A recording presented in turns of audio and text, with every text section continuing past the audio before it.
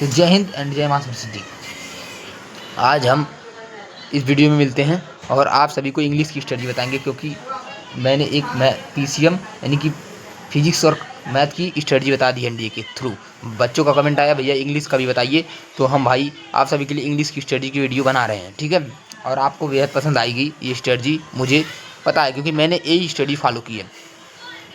ठीक है, तो आइए देखते हैं।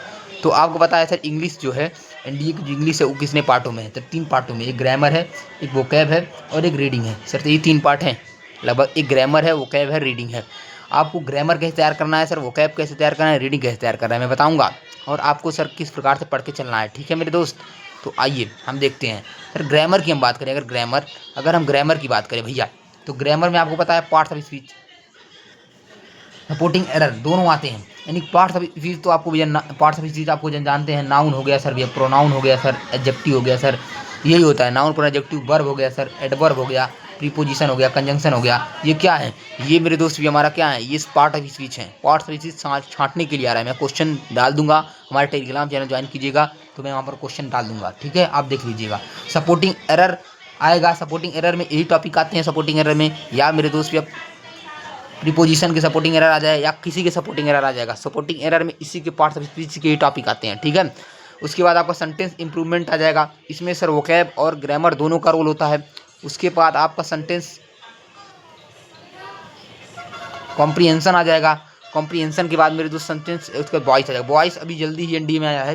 पिछली पेपर में जब इस बार एनडीए हुआ है तो 25 वाला, हाँ 24 सेकंड वाला जब एनडीए हुआ है, तो उसमें पेपर इसमें देखा गया ये वो वॉइस का चैप्टर। तो वॉइस इंपॉर्टेंट अभी भी फिर भी अब फिर भी आ सकता है। और नरेशन अभी नहीं देखा गया है लेकिन आ सकता है। ठीक है, नरेशन नहीं देखा गया लेकिन आ सकता है एनडीए में। ठीक है, इस बार क्या जाना, पैटर्न बदल रहा है इंग्लिश का, तो सर ये भी दे दे। ठीक है, तो आप ये आपका सर पूरा रहा। और जो आप वोकैब आपको करना है वो आपको करना है सर एंटोमिन्स। एंटोमिन्स बिल्कुल भी, सिनोनिम्स मेरे दोस्त, इडियम्स करना है और होमोनिम्स करना है। ठीक है, ये हमारा सर क्या रहा है, ये रहा। ये हमारा इतना आप करके जाइए। अगर आप कुछ नहीं पढ़े हैं तो इतना करके जाइए। ठीक है, क्योंकि सर इतना तो आपको करना पड़ेगा। वोकैब का ये पार्ट बहुत ज़्यादा है, वोकैब सबसे अधिक आती है, तो वोकैब का पार्ट आपको बेसिक कवर करना पड़ेगा। एंटोमिन कवर कर लीजिए अच्छे से, सिनोनिम भी अच्छे से कवर कीजिए। सर इडियम्स एंड फ्रेज भी आते हैं और होमोनिम्स आ ही रहे हैं। आप जानते हैं एक अटेम्प्ट एनडीए रोका, एक बार दिया पहले एनडीए, शुरू में होमोनिम्स, फिर नहीं दिया 2 बार, फिर इस बार अभी एनडीए दिया है होमोनिम्स। ठीक है, उसके बाद आप चलेंगे रीडिंग कॉम्प्रिहेंशन। सीडीएस का एकदम पैटर्न एनडीए अपना रहा है, पूरा पैटर्न किसका सर, सीडीएस का एनडीए अपना रहा है। तो उसमें रीडिंग का पूछ रहा है, रीडिंग कॉम्प्रिहेंशन पूछ रहा है, S1 S6। अब PQRS जो है, PQRS जो आता है उसको 5 क्वेश्चन और 5 क्वेश्चन S1 S6 का रख रहा है, यानी कि ये वाला। ठीक है, उसके बाद आपका ऑर्डरिंग ऑफ वर्ड्स, यानी कि वर्ड्स, ऑर्डरिंग ऑफ वर्ड्स है। उसके बाद आपका क्लोज टेस्ट आ जाएगा। क्लोज टेस्ट आ जाएगा 5 क्वेश्चन, ये पक्का 100 to 100 5 ही क्वेश्चन देगा। पेयर होता है 5 का। उसके बाद एक फिलप्स होता है। क्या होता है? ये फिलप्स होता है, और ये फिलप्स भी इस बार एनडीए में आया है। लगभग यही पैटर्न एनडीए में पूरा रहा है इस बार। जो एनडीए हुआ है 24 का, 2024 का सेकेंड एनडीए हुआ है। लेकिन हम लोग किसकी बात कर रहे हैं, 2025 फर्स्ट एनडीए की बात कर रहे हैं। तो इसमें पैटर्न कुछ अलग देखने को आपको मिल सकता है। ठीक है, तो डरने की बात नहीं है, जो ये है इसी में से आएगा पैटर्न लगभग, जहाँ तक मेरी आशा है। ठीक है, आइए हम आपको बता देते हैं कुछ सर रूल वगैरह, क्या कैसे पढ़ें सर, कैसे आप लोग अभी तैयारी करके इम्प्रूवमेंट करें। ठीक है, तो ग्रामर में जो टॉपिक है आप टेंस पढ़ लीजिए, टेंस को अच्छे से पढ़ के जाइएगा। पार्ट्स ऑफ स्पीच तो आपने बताया, noun pronoun adjective verb adverb preposition conjunction, वो देख लीजिएगा। मॉडल्स आपको पढ़ना है और सब्जेक्ट और एग्रीमेंट। देखिए मेरे दोस्त, ये वाला टॉपिक, ये वाला टॉपिक, ये वाला टॉपिक, मेरे दोस्त ये स्टार मार्क लगाइएगा। ये टॉपिक आपको पढ़ के जाने हैं। ये टेंस, एक मॉडल्स, एक सब्जेक्ट वर्ब एग्रीमेंट। और मेरे दोस्त 7/7 है, यानी 7 रूल आप फॉलो कीजिए।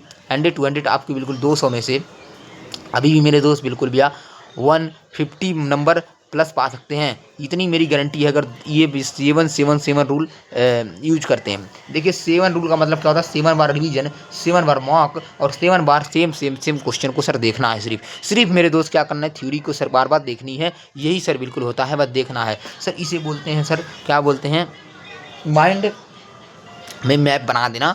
इसको बोलते हैं माइंड मैप बनाना। मैंने देखना किसी थ्योरी को किस प्रकार से आ रहा है। ठीक है, तो ये आप करना। माई 150 प्लस नंबर आपके आ जाएंगे इंग्लिश में, मैं बताता हूँ गारंटी। जो बच्चा अभी नहीं कुछ पढ़ा है उस बच्चे को भैया मैं नहीं कहूँगा, आप निकाल सकते हैं इस स्ट्रेटजी से। आपको बहुत पढ़ने की ज़रूरत है, आप जाइए अच्छे से, यही स्ट्रेटजी रहेगी, लेकिन आप इसको बहुत ढंग से करना पड़ेगा। ये उन बच्चों के लिए रिवीजन प्लान है, ठीक है। मॉक टेस्ट देखिए, सबसे ज़्यादा ध्यान लगाना है मॉक टेस्ट। अब सर क्या बचा है सर, 40 से 45 डे लग बचा है, तो इसमें मॉक टेस्ट आप ज़्यादा लगाइए मेरे दोस्त। मॉक टेस्ट जितना अधिक लगाएंगे आपका सब्जेक्ट उतना अधिक इम्प्रूवमेंट होगा। और उसके बाद आप ये कर सकते हैं, मॉक टेस्ट ज़्यादा लगाइए। मेरे चैनल एक है, वो मैं टेलीग्राम चैनल बनाया हूँ, देखिए हमारा टेलीग्राम ज्वाइन करें और वोकैब और टेस्ट सीरीज, जितने भी टेस्ट सीरीज हैं वोकैब ज्वाइन करें। और नंबर ये हमारा है, ये नंबर मैं दिखा देता हूँ, ये हमारा नंबर है, ठीक है मेरे दोस्त। आप ज़रूर कमेंट करें इस नंबर पे और हम आपको उस चैनल में ज्वाइन करेंगे। और मेरे भाई, आप सभी को बहुत ही बेहतरीन स्ट्रेटजी हमने बताई है, अगर आप इस स्ट्रेटजी को फॉलो करते हैं तो आपका एनडीए में मेरे दोस्त, बिल्कुल मैं बता देता हूँ, एनडीए में लगभग आपका बिल्कुल 150 नंबर के आसपास पहुँच जाएंगे। देखिए 150 नंबर वही पहुँचेगा, वही बच्चा, मैं फिर से बता देता हूँ, कंडीशन है, बच्चा वही पहुँचेगा जो मेरे दोस्त बिल्कुल अपना 90% सिलेबस कंप्लीट है और रिवीजन पे है। अब जिनका सर 40% सिलेबस कंप्लीट है वो तो मेरे दोस्त कंपटीशन से बाहर ऐसे ही है, कंपटीशन से बाहर हैं भैया, ये बच्चे कंपटीशन से बाहर हैं, देख लीजिएगा 40% वाले कंपटीशन से बाहर हैं लगभग।